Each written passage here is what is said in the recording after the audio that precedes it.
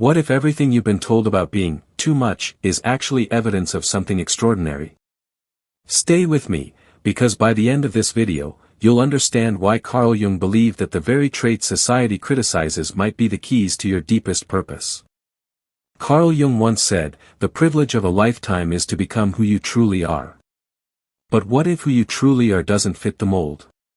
What if your intensity, your sensitivity, your refusal to accept shallow answers aren't flaws to be fixed, but signs of a rare and powerful psychological type? If you've ever felt like an outsider in your own life, if people have called you too deep or too complicated, this isn't coincidence.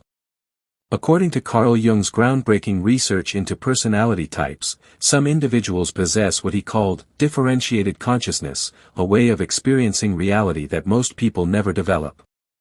Here's what's fascinating. Jung discovered that these rare personalities often go through their entire lives thinking something is wrong with them, when in reality, they're operating at a level of psychological sophistication that's genuinely uncommon. But there's a catch, and I'll reveal what that is in just a moment. Today, we're exploring 8 unmistakable signs that you possess this rare personality type. If you recognize yourself in these patterns, it won't just change how you see your past, it might revolutionize your entire future. But first, let me ask you something. Have you ever noticed that your emotional reactions seem disproportionate to what others experience? There's a psychological reason for this that Jung uncovered, and it's not what you think. Sign 1, you experience emotional depth that others can't comprehend. Carl Jung discovered something remarkable about emotional intensity. He found that certain individuals don't just feel emotions, they experience what he called affect-tone complexes that create profound psychological resonance. In simpler terms, you don't just have feelings, feelings move through you like ocean currents, deep and transformative. Here's what Jung realized that most people miss: this isn't emotional instability.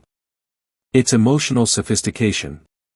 But why does society try to convince you otherwise? When you feel deeply, you're not overreacting. You're accessing layers of psychological experience that most people have learned to suppress. Jung said, everything that irritates us about others can lead us to an understanding of ourselves. Your emotional intensity isn't a burden, it's a form of psychological radar that detects what others can't see. You feel the unspoken tension in rooms. You sense when someone's smile doesn't match their eyes. You carry the emotional undercurrents of every interaction because your psyche is wired for depth, not surface-level pleasantries. But here's where it gets interesting, and where most people with this trait make a critical mistake that keeps them stuck. Jung identified a specific pattern in how emotionally deep people sabotage their own gift. The world tells you to tone it down, to be more reasonable, to stop making everything so dramatic. But Jung understood that when you suppress this emotional depth, you don't become normal, you become neurotic. You start experiencing what he called psychological splitting, where part of you knows the truth while another part tries to conform. This is why you've probably felt exhausted trying to be someone you're not. But what if I told you that Jung discovered a way to transform this emotional intensity from a burden into your greatest strength? I'll share that technique in sign number 6. Sign 2. You question everything with unrelenting curiosity. According to Carl Jung, most people live what he called unconscious lives, they accept social programming without examination. But you can't help but dig deeper. Jung would have recognized you as someone with an active, thinking function that refuses to accept surface explanations. Here's what's crucial: Jung discovered that people who question everything aren't being difficult, they're being psychologically honest. But there's a hidden cost to this honesty that most people don't realize until it's too late. You don't just ask, what? You ask, why? Why do people stay in relationships that make them miserable? Why do we accept systems that don't serve us? Why do we pretend that shallow conversations are meaningful connection? Your mind is constantly seeking truth beneath appearances. Jung called this the transcendent function, the psychological ability to see beyond current limitations. While others accept the status quo, you're already envisioning what could be different, what could be better, what could be more authentic. But here's the paradox Jung identified: the more clearly you see, the more isolated you can become. Why? Because your questions threaten other people's comfortable illusions. When you ask deep questions, you're not just seeking answers, you're challenging the psychological defenses that keep people feeling safe in their limitations. This is why you've probably been called cynical or negative when you're actually being courageously honest. Jung discovered something fascinating about people like you. You have what he called prophetic consciousness. You see where things are heading before others do. This gift comes with a responsibility I'll reveal in the final sign, and it might surprise you. Sign 3, you've developed fierce independence as psychological survival. Carl Jung said, the most terrifying thing is to accept oneself completely. You've learned to do exactly this, not by choice, but by necessity. According to Jung's research, people with rare personalities often develop what he called individuated consciousness earlier than others, usually through adversity. Here's what Jung understood that most therapists miss: your independence isn't a defensive mechanism, it's an achievement. But society will try to convince you it's a problem, and here's why that's dangerous. You've learned through painful experience that depending on others for your sense of worth is psychological quicksand. So you built yourself. You stood up, often alone, and created an identity that couldn't be taken away by someone else's opinion or absence. Jung called this process individuation, the psychological journey toward becoming whole. Most people never complete this journey because it requires facing what Jung termed the shadow, all the parts of yourself you've been taught to reject. But here's where it gets complex. Your independence attracts people who want to possess it, and repels people who feel threatened by it. Jung identified a specific pattern in how independent personalities navigate relationships, and understanding this pattern changes everything. You don't need someone to complete you because you've done the psychological work of becoming complete. This means you don't seek relationships from desperation, you seek them from choice. You don't want someone to save you, you want someone to stand beside you as you both continue growing. Jung discovered something profound about people who achieve true independence: they become magnets for both authentic love and manipulative control. The key is knowing the difference, and I'll show you Jung's method for identifying this in sign number 7. Your solitude isn't loneliness, it's sanctuary. It's where you remember who you are beneath all the roles and expectations. And that's self-knowledge. Jung said it's the foundation of all psychological health. Sign 4, you possess intuitive awareness that borders on psychic. Carl Jung revolutionized psychology when he identified intuition as a legitimate psychological function. He said, intuition is perception via the unconscious that brings forth ideas, images, possibilities, ways out of a blocked situation by a process that is mostly unconscious. Here's what Jung discovered that science is only now proving: some people's nervous systems are wired to pick up information that others miss entirely. But this gift comes with a burden that can destroy relationships if you don't understand how to manage it. You don't just observe people, you read their psychological state. You notice the micro-expressions, the energy shifts, the words they don't say. Jung would have recognized this as evidence of what he called active imagination, the ability to perceive beyond the obvious. When someone says they're fine, but their body language screams distress, you can't unsee it. When there's tension in a room that everyone else seems to ignore, you feel it in your bones. This isn't paranoia, it's psychological sensitivity operating at a high level. But here's Jung's warning: if you don't learn to protect this sensitivity, it will exhaust you. He identified a specific technique that allows intuitive people to maintain their awareness without absorbing everyone else's psychological chaos. According to Jung, people with strong intuitive function often become unconscious therapists. They end up doing emotional labor for everyone around them. You regulate conversations, diffuse tension, and carry unspoken pain because you can't help but perceive it. Jung made a startling discovery about intuitive personalities: they often lose themselves in the process of understanding others. There's a specific psychological trap that catches almost everyone with this trait, and recognizing it is crucial for your well-being. The danger is that you become so skilled at reading others that you forget to check in with yourself. You become externally focused, constantly scanning for emotional data, while your own needs go unmet and unexpressed. But when Jung worked with highly intuitive individuals, he found they could transform this sensitivity from a burden into a superpower. The secret lies in understanding what he called psychological boundaries, and I'll reveal this technique in just a moment. Sign 5, you crave meaning over social acceptance. Carl Jung observed, the privilege of a lifetime is to become who you truly are. But what if being true to yourself means rejecting everything society tells you to want? Jung discovered that certain personalities are psychologically incapable of living inauthentic lives. Here's what Jung realized about people like you. You don't choose meaning over popularity, your psyche demands it. But this creates a specific type of psychological conflict that can be devastating if you don't understand what's happening. You've probably tried living for external validation. Maybe you followed the script, said the right things, played the expected role. But Jung would have recognized the symptoms immediately, that gnawing emptiness, that sense of betraying something essential, that quiet desperation beneath the applause. According to Jung, when you live against your psychological type, you don't just feel uncomfortable, you develop what he called neurotic symptoms. Your psyche literally rebels against inauthenticity. Jung made a disturbing discovery: most people never experience genuine meaning because they're too afraid of social rejection. But people like you face a different challenge, one that's both harder and more rewarding. You can't pretend that shallow goals matter. You can't get excited about achievements that lack substance.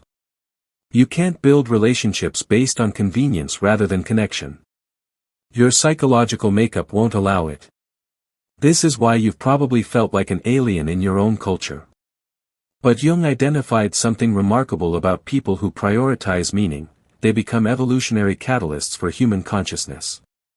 When you refuse to settle for less than authentic connection, you force others to confront their own inauthenticity. When you ask the questions others avoid, you create space for truth. When you live according to your values rather than your fears, you give others permission to do the same. But here's Jung's most important insight about meaning-driven personalities: you have a psychological responsibility that goes beyond personal fulfillment. I'll reveal what that responsibility is in the final sign, and it might change how you see your entire life purpose. Sign 6. You've outgrown people and environments that once fit. Carl Jung said, the greatest tragedy of the family is the unlived lives of the parents. But what happens when you refuse to live an unlived life? What happens when you grow beyond the psychological limitations of your environment? Jung discovered something profound about psychological growth: it's often a solitary journey. But there's a specific type of grief that comes with evolution, and understanding this grief is crucial for your continued development. You've likely experienced the painful realization that people who once knew you don't anymore.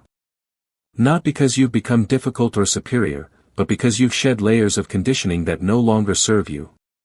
Jung called this process psychological death and rebirth. Here's what most people don't understand about outgrowing relationships: it's not a choice you make, it's a consequence of becoming authentic. But Jung identified a way to navigate this transition that honors both your growth and your past connections. The friends who knew you when you were shrinking, when you were people-pleasing, when you were suppressing your truth, they remember that version of you.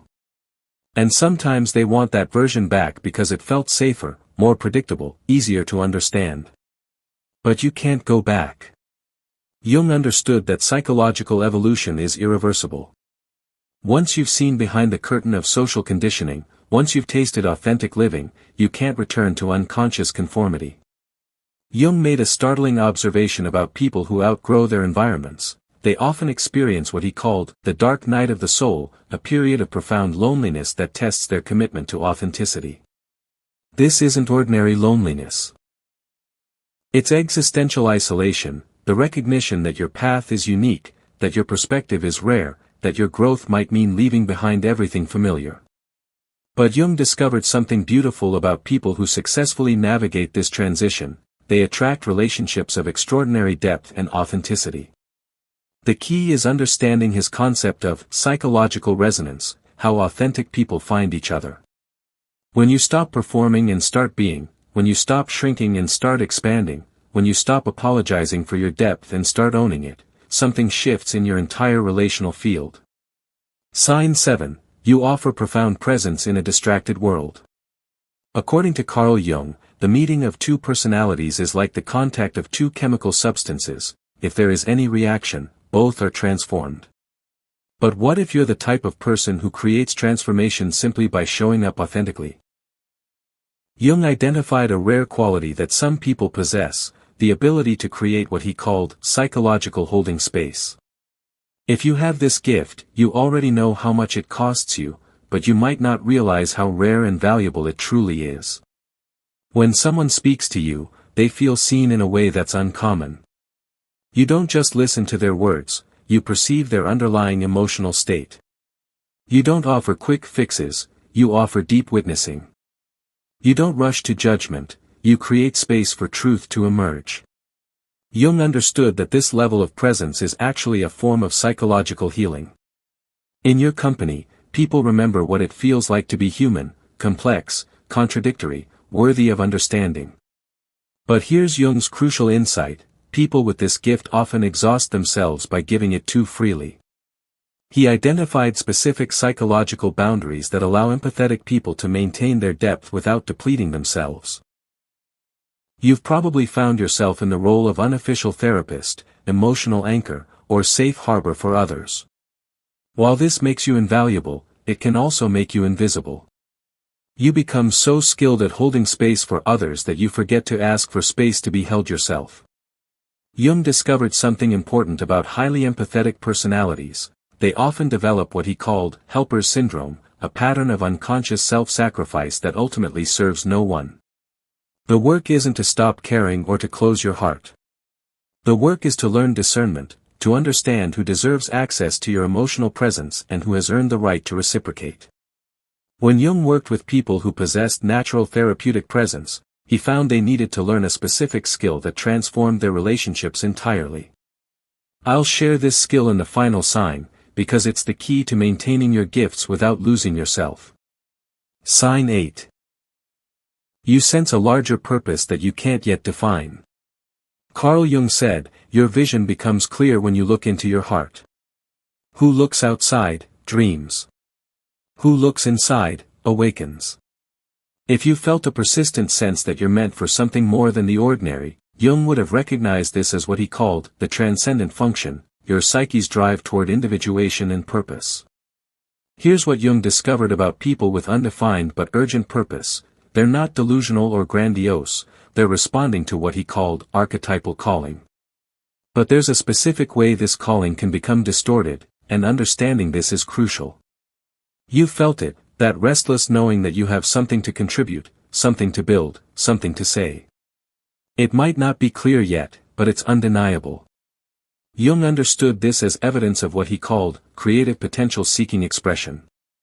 This isn't about fame or recognition. It's about alignment, the psychological necessity of living in harmony with your deepest nature. Jung found that people who ignore this calling often develop what he termed neurotic symptoms: anxiety, depression, a sense of meaninglessness. But here's Jung's most profound insight about purpose-driven personalities: your calling isn't just personal, it's transpersonal. You're not just here to fulfill yourself, you're here to serve the evolution of consciousness itself. Jung believed that individuals with rare personalities serve as bridges between the unconscious and conscious realms of human experience. Through your depth, your questions, your refusal to accept shallow answers, you help humanity grow. This is why you can't settle for ordinary. This is why surface-level connections feel empty. This is why you'd rather be alone than pretend.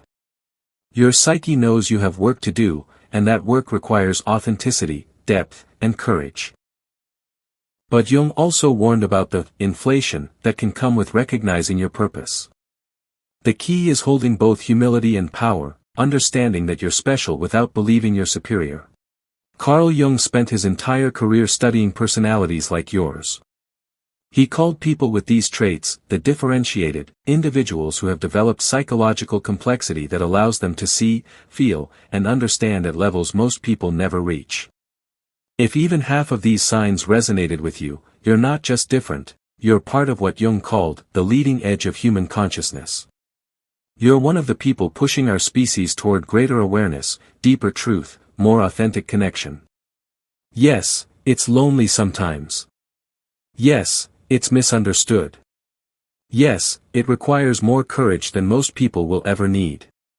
But Jung believed that people like you are essential for humanity's psychological evolution.